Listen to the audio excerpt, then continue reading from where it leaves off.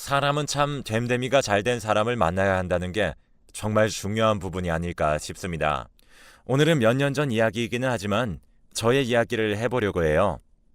사실 저도 어디 가서 이야기도 하지 못하고 정말 속으로 끙끙 앓기만 했었는데 이제는 몇 년 지나기도 했고 너무 기가 막힌 이야기라서 한번 말해보고 싶습니다. 저의 가슴속에 품고만 있었던 이야기입니다. 저희 남편은 훤칠하고 잘생겼었어요.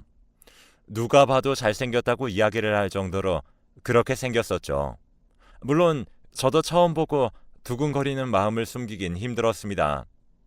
그 사람도 저를 보고 같은 감정을 느꼈을 테죠.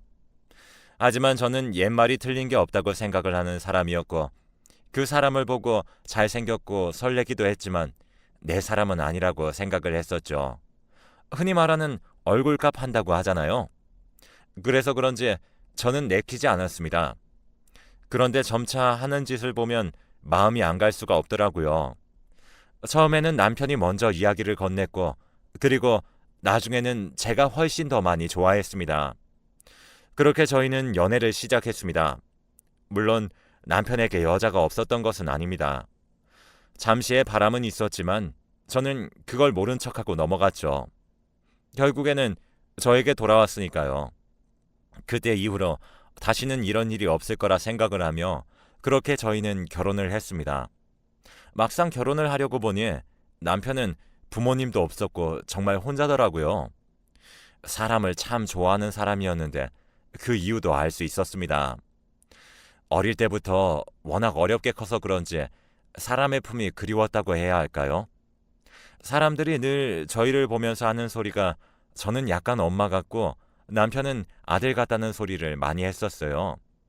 그 정도로 저는 이 사람에게 유일한 사람이라 생각을 했고 엄마 같은 존재라고 생각을 했습니다. 저도 젊을 때는 칼같이 끊고 했었는데 이 사람을 만나고 많이 변했던 거죠. 그렇게 결혼을 하고 아이까지 낳고 저희는 잘 살고 있었습니다. 철이 없기는 했지만 나름 돈도 벌어다 주고 그렇게 좀 착실하게 살았죠.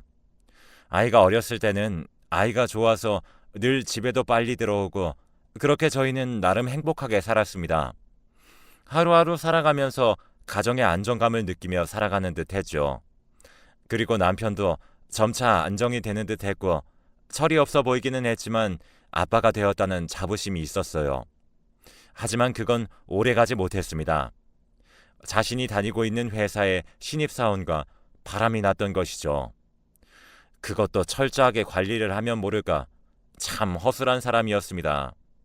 동료가 눈치채고 저에게 말해준 것이죠. 아이 없고 바로 회사로 뛰어갔고 그 여자의 머리채부터 잡았습니다. 남편이 소식을 들었던지 불이 나게 달려오더라고요. 잘못했다고 회사에서 싹싹 빌고 그 여자도 싹싹 빌었습니다. 전에 바람 피운 전적이 있어서 그런지 저에게는 익숙했고 그저 돌아오기만 하고 가정을 지키면 된다고 생각을 했었습니다. 아이 같은 남편이었기에 제가 잡아줘야 된다고 생각을 했고 그렇게 싹싹 빌길래 저는 그쯤 해뒀어요. 어떻게 보면 그때 생각을 해도 제가 좀 정신 나갔던 것 같네요. 남편을 많이 좋아하기도 했고 철없는 행동이라고 생각하고 제가 조강지천이 아무데도 못 간다 생각을 했었던 모양입니다. 가정도 지켜야 했었고요. 그렇게 두 번째의 바람도 넘어갔습니다. 그 후로 저에게 얼굴을 들 수 없어서 회사를 못 다니겠다고 하더라고요. 그만둘 거라고 시위를 하는데 다음 날부터 출근을 하지 않는 것이었죠. 참 기가 찼습니다. 아이처럼 드러 누워버리는데 아들이 오히려 더욱더 듬직하더라고요. 참 아이 같았던 남편, 생각도 없었던 남편. 그렇게 저는 남편에게 아이를 맡겼습니다. 아이라도 봐줄 거냐고 물어보니 그렇게 하겠다고 하더라고요. 어쩌겠어요. 아이가 먹는 것도 있고 우리 세 식구 먹는 밥값도 있는데 돈을 안 벌 수는 없고 가장은 회사 안 나간다고 하고 결국 제가 나갔습니다. 남편만큼 벌어오진 못했지만 그래도 어느 정도 벌어왔어요.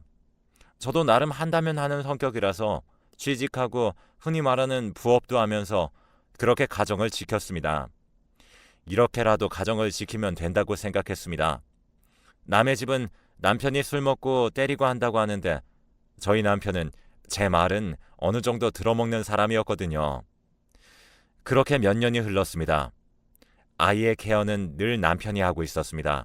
그래도 나름 자기가 집안일을 한다고 청소도 해두고 빨래도 해뒀습니다.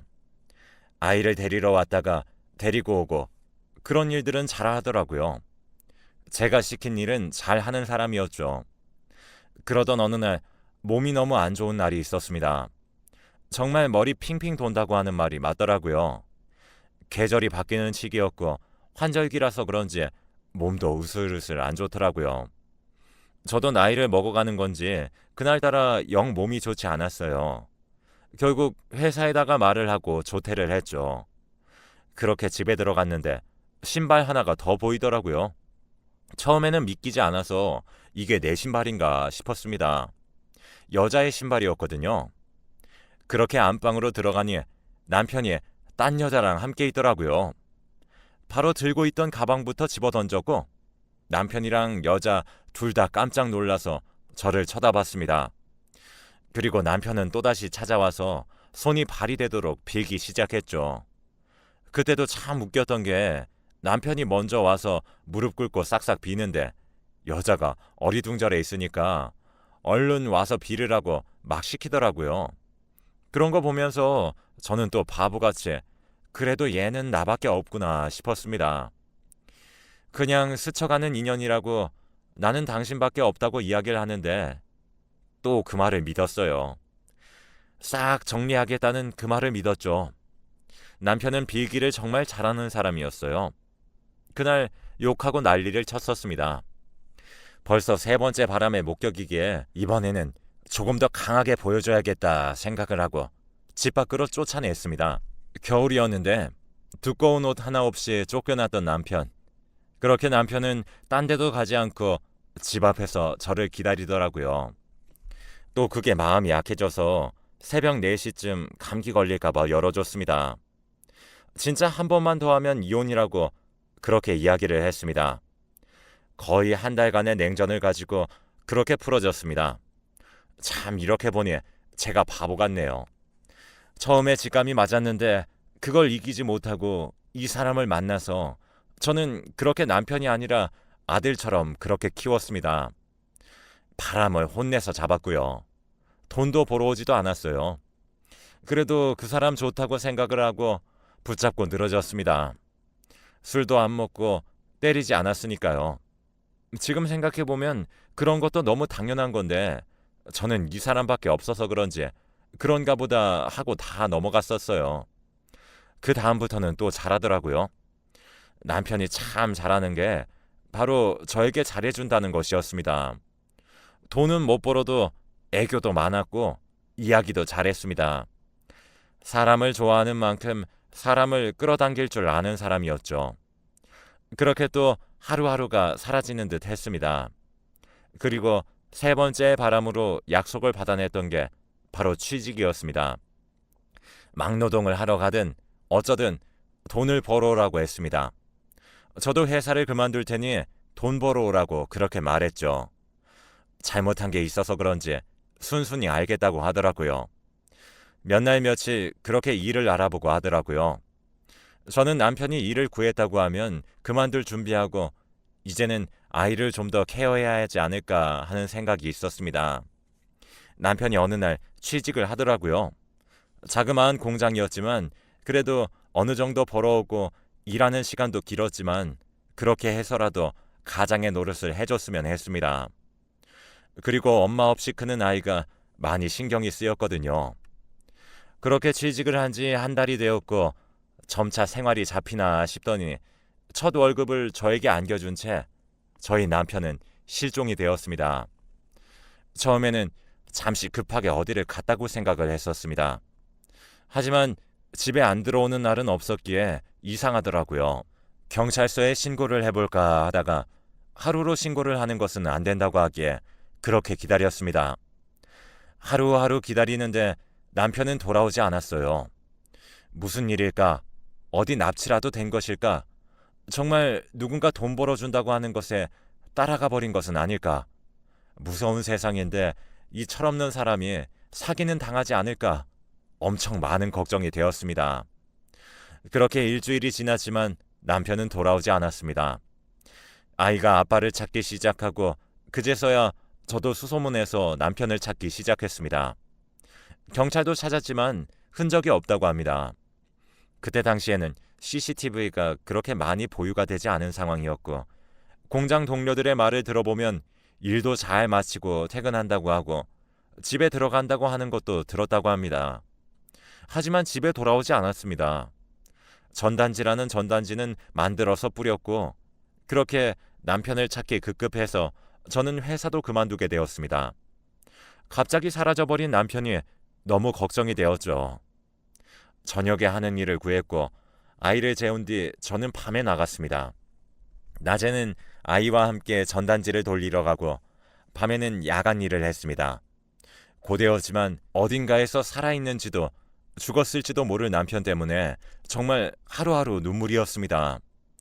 그렇게 바람을 피우고 했었지만 소중한 저의 남편이었고 얼마나 철이 없고 어린 생각을 가지고 있는 사람이라는 것을 알기에 많이 걱정이 되더라고요. 그렇게 1년이라는 시간이 지났습니다. 낮에는 전단지에 그리고 밤에는 야간일, 너무 힘이 들더라고요. 살도 거의 10kg이 넘게 빠졌습니다. 도저히 안 되겠었기에 저의 가게를 가져야겠다는 생각이 들더라고요. 제가 자유롭게 나갈 수 있고 남편 찾을 수 있는 일도 할 수 있도록요. 그렇게 저는 야간에 일을 하면서 낮에는 또 제빵을 배우기 시작했습니다. 잠은 제대로 자지 못했지만 그래도 가게라도 내게 된다면 조금이라도 수월하겠지 하는 생각으로 그렇게 시작을 하게 되었어요. 대출을 내어서 가게를 내고 아들과 조금씩 자리를 잡으면서 살아가고 있었습니다. 물론 남편은 그때까지도 소식이 없었고 저는 계속해서 그를 찾아 헤맸죠. 밤에는 꿈도 꾸었는데 그가 어디선가 살려달라고 이야기를 하고 저는 암흑 속에 갇힌 어딘가에서 소리를 지르며 그를 찾아다니는 꿈을 꿨습니다. 참, 어떻게 그렇게 사람이 하루아침에 실종이 되다니요. 모짓말을 했던 것도 미안하고 내가 일하러 나가라고 해서 그렇게 된 것인가 싶어서 죄책감도 있었어요. 아이가 날마다 아빠를 찾았는데 차마 어떠한 이야기도 할 수 없었죠. 가게도 어느 정도 자리를 잡혀가면서 저는 계속해서 남편을 찾았습니다. 정말 남편은 어디론가 솟아버린 건가 싶을 정도로 소식이 없었습니다. 경찰서에서 남자 시신이라도 나왔다고 연락 오면 혼비백산해서 가는 날들도 많았고 꿈에서는 남편이 죽어서 저를 원망하는 꿈도 꾸기도 했죠. 하루하루 지나갈수록 내 탓이라고만 생각이 들었고 차라리 죽었다고 하면 포기가 될 텐데 어떠한 소식조차 없으니 답답해서 미칠 노릇이었습니다. 그렇게 시간은 3년이라는 시간이 지났습니다. 저도 3년이라는 시간이 흐르니까 점차 포기를 하게 되더라고요. 그렇게 거의 포기한 채로 저는 아이를 키우면서 가게에 매달렸고 아이도 점차 아빠를 잊어가고 있었죠. 3년은 진짜 계속해서 찾았고 결국 2년이라는 시간은 전단지만 의무적으로 돌릴 뿐 돌아온다는 기대는 하지 못했던 것 같습니다. 하지만 저 때문이라는 생각에 놓을 수도 없었고 하루하루 악몽에 시달리면서 그렇게 살고 있었습니다. 그러던 어느 날이었어요. 오랜만에 친구랑 연락이 닿아서 이야기를 하는데 저의 결혼식도 참가를 했던 예전 친구가 죽었다는 겁니다. 그것도 교통사고로 말이죠. 그동안 남편 때문에 정신도 못 차리고 결혼하고 거의 못 보다시피 했었는데 정말 예쁘고 잘 사는 친구였고 능력도 있는 친구였거든요. 남편과도 함께 본 적이 있었는데 그렇게 그 친구가 갔다고 하니 정말 씁쓸했습니다. 사람 가는 게 이렇게 순서가 없구나 싶기도 하고 저희 남편은 살았는지 죽었는지 알 길이 없으니 더욱더 답답했죠. 그날 그 친구를 생각하면서 참 많이 울었고 남편도 생각나서 많이 울었어요. 그럴 때마다 달래주는 우리 아들 어느덧 커서 저를 달래주기까지 하더라고요. 그렇게 하루하루 버티다시피 살았습니다. 혹시라도 살아있다는 희망은 끝까지 버리지 않았어요. 그가 돌아가게 된다면 더욱더 잘해줘야지 하는 생각으로 그렇게 버텼습니다. 물론 안 돌아온다는 가능성이 크다는 걸 알고 있었지만요. 시신이라도 찾고 싶었습니다. 그렇게 한 달 정도 지났을까요? 거짓말처럼 저희 가게 앞에 남편이 나타났습니다. 진짜 산거지꼴을 하고 말이죠. 살도 많이 빠졌고 못 알아볼 뻔했는데 그가 제 이름을 부르는 것에 모든 것이 멈췄습니다. 저의 이름을 힘없는 목소리로 부르는데 저는 남편의 목소리를 듣자마자 가게 앞을 치우려고 가져갔던 빗자루도 모두 다 던져두고 그렇게 남편에게 가득 안겼습니다. 혹시라도 꿈일까, 놓치지는 않을까, 없어지진 않을까 하는 생각으로 그렇게 가득 껴안았습니다. 꿈이 아니더라고요. 몇 년 동안 그렇게 잊고 있었던 그의 채취에 그대로 느껴졌습니다. 며칠을 씻지 못한 건지 냄새가 나는 것도 저에게는 현실적으로 받아들여지더라고요. 그런 냄새조차 좋았습니다. 기적도 그런 기적이 없었어요. 거의 6년 만이었습니다. 어느 날 갑자기 사라졌고 어느 날 갑자기 나타난 남편. 그렇게 저는 남편을 집으로 들였고 일단 냄새가 너무 나니 씻으라고부터 했습니다. 그리고 그 사이에 밥을 차렸고 가게를 닫고 집으로 들어왔죠. 어떻게 된 거냐고 물어봐도 답이 없었던 남편. 그렇게 일단 밥부터 주는 게 맞는 것 같아서 집에 있는 모든 반찬들을 꺼내어 밥부터 시작했습니다. 어느 정도 다 차리고 나니까 남편이 슬그머니 나오더라고요. 씻고 나니 그나마 깨끗해 보였습니다. 예전에 얼굴이 보였는데 살짝 나이가 든 게 보이더라고요.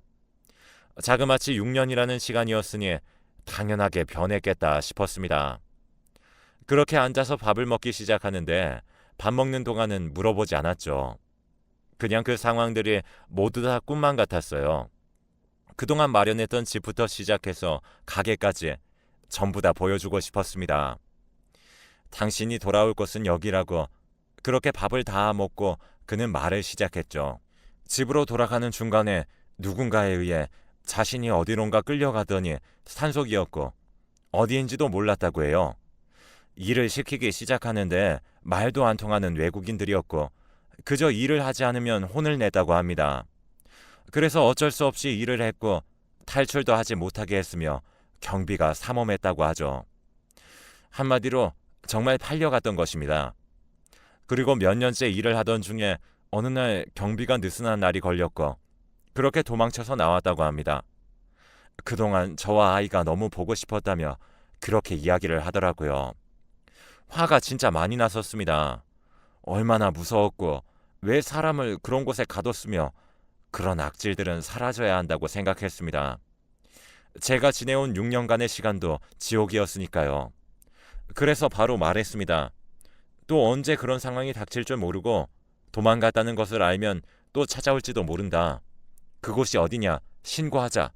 그렇게 이야기를 했죠. 하지만 다시는 엮이기 싫다고 하면서 손사래를 치더라고요. 아무래도 그때 받은 충격이 그대로 있나 싶어서 일단 그날은 넘어갔습니다. 근데 아무래도 걱정이 되더라고요. 혹시라도 또다시 남편이 없어지면 어떻게 하지 싶었습니다. 너무 걱정되고 다시는 이런 일들이 없었으면 하는 바람으로 다시 한 번 더 남편에게 이야기를 꺼내봤어요. 그런데 이제는 화를 내기 시작하더라고요. 자기한테는 고통의 시간들이었는데 이렇게 계속 이야기를 하게 하는 것도 정신적으로 아프게 하는 것이라고 말이죠. 남편의 말도 맞는 것 같았어요. 그렇게 핸드폰도 다시 뽑고 그동안 남편이 고생한 걸 생각해서 이것저것 좋은 것도 해먹이고 옷도 사입히고 했습니다.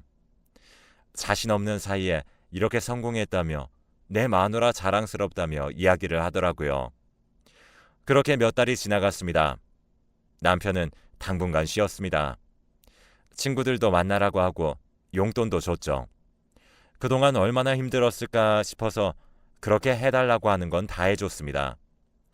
그냥 건강하게 돌아와 준 것만으로도 아주 고마운 일이었죠. 그런데 어느 날 남편이 씻고 있을 때 남편의 전화기가 엄청 울리더라고요. 문자 같은 것이 계속 오는 것 같았는데 순간 무언가 무섭더라고요. 혹시라도 그때 납치했던 조직이 남편의 연락처를 알고 연락 온 것은 아닐까 하면서 말이죠. 떨리는 손으로 그렇게 남편의 핸드폰을 뒤집었는데 문자 메시지로 이러한 내용들이 오고 있더라고요. 네 마누라 진짜 멍청이 중에 멍청이다. 어떻게 그 말을 믿지? 빵가게 성공했다던데 정말 부럽다. 하는 내용. 그 후로도 입에 담을 수 없는 말들. 그렇게 저는 핸드폰 비번을 풀었습니다. 단순한 남편은 패턴이 쉽거든요. 충격적이었던 내용. 쉬고 나오는 남편에게 이 내용이 무엇인지 물어봤습니다. 그러자 남편이 바로 무릎을 꿇더라고요. 그냥 친구에게 그동안 있었던 일을 말하기가 쪽팔려서 그냥 어디서 잘 살고 있었다고 말했다고 합니다. 하지만 내용들은 그게 아니었거든요. 앞뒤 내용이 전혀 맞지 않았고 저는 큰 소리 쳤습니다. 지금부터 똑바로 대답 안 하면 다 죽여버릴 거라고 말이죠. 그제서야 벌벌 떨면서 말합니다. 몇 달 전에 죽었다고 했던 친구, 그 친구와 함께 야반도주 했던 거예요. 공장에 새로 취직하게 되면서 그 친구가 사업적으로 남편이 일하는 공장에 왔었는데 그때 결혼식에서 본 게 기억이 나서 서로 말을 걸었던 거죠. 그렇게 거의 공장 다니기 시작했을 때부터 만나기 시작했고 그 친구가 남편을 결혼식장에서 봤을 때 마음에 들었다며 그렇게 둘이 함께 지내자고 이야기를 했답니다. 남편은 제가 또 화낼 것이 무서워서 따로 말도 안 하고 그 여자는 돈도 안 벌고 자기가 먹여 살려주겠다는 말에 홀랑 넘어가서 그렇게 도망간 거죠. 제가 찾는 것도 알고 있었는데 조금 하다가 말 줄 알았답니다. 그리고 자기도 언젠가는 돌아가야지 생각이 들어서 따로 말하지도 않았고요. 그 여자는 혼인신고 이런 거 필요 없이 그냥 살자고 해서 살았답니다. 그냥 동거 말이죠. 정말 철없죠? 이게 무슨 말입니까? 그렇게 교통사고를 당했을 때 장례식장도 못 갔답니다. 부모들한테 보일까 봐요. 집에는 갑자기 부모님들이 찾아왔고 나가라고 했고 그렇게 갈 곳이 없어서 거의 한 달간을 노숙했다고 합니다. 그래서 그 거짓골을 하고 저한테 온 것이었죠. 정말 기가 막히죠? 자기는 어째도 돌아올 생각이었다며 그렇게 매달리는 남편. 정말 띵 하는 느낌과 함께 아무 생각이 들지 않더라고요. 6년간 지옥에서 살아온 것을 생각하면 뺨이라도 한 대 치고 싶었지만 저는 그냥 그놈과는 할 말도 없어서 나가라고 했습니다. 물론 이혼도 했고요. 여전히 잘 빌더라고요. 무릎 꿇고 싹싹 빌면서 다시 받아달라고 잘못했다고 하는데 예전의 모습과 오버랩되면서 내가 괴물을 키웠구나 하는 생각이 들었습니다. 말을 할 때도 그렇게 자신은 잘못한 게 없다는 표정, 그리고 싹싹 비는데 그 모습조차도 그냥 저는 받아주는 사람으로 생각하고 의무적으로 하는 행동. 네, 저는 그와의 인연을 완벽하게 끊었네요. 지금은 어떻게 살고 있는지도 모릅니다. 몇 년이 지난 지금도 저는 정신적인 충격이 있어서 치료를 받고 있는 현실이기도 합니다. 어디에도 이야기를 할 수 없었던 저의 이야기. 저는 그렇게 지금은 완전히 다른 동네로 이사왔고 아이와 함께 행복하게 지내고 있습니다. 그 사람의 상처로 인해서 남자는 거들떠 보지도 않고 아들만 보면서 살아가고 있네요. 세상 살다 보면 참 별 인연이 다 있죠. 저의 긴 이야기 들어주셔서 감사하고 이야기 들어주신 분들의 앞길에는 행복만 가득하시길 바라겠습니다.